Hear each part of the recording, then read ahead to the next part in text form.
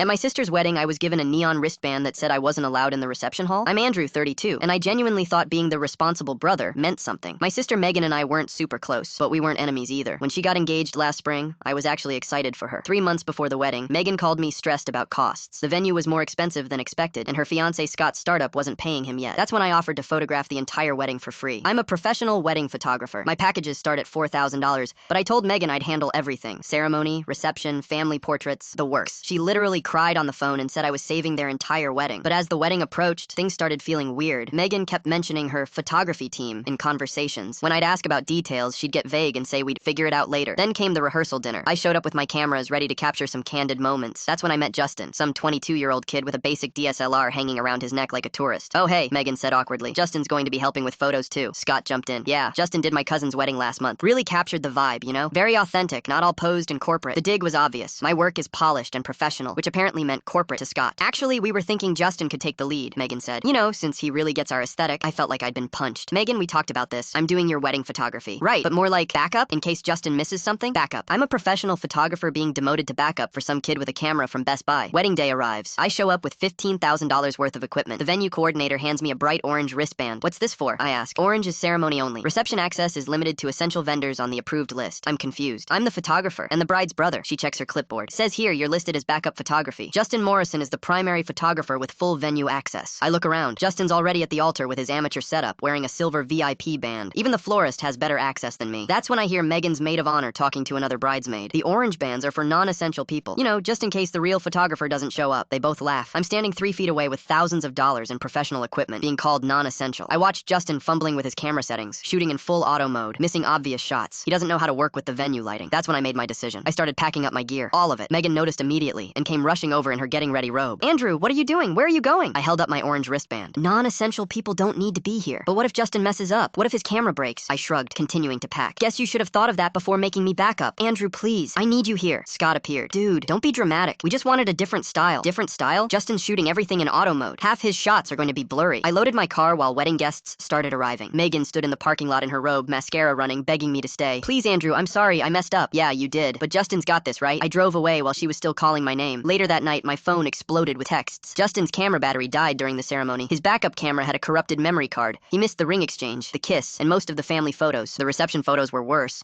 all dark and grainy because he didn't know how to handle low light. Megan called me sobbing at midnight. "Andrew, please tell me you took some backup shots." "Sorry," I said. "Non-essential people don't take backup shots." She ended up with maybe 30 usable photos from her entire wedding, all amateur hour. 3 months later, Megan asked if I could fix Justin's photos in Photoshop. I told her my editing rates start at $150 an hour. She never responded.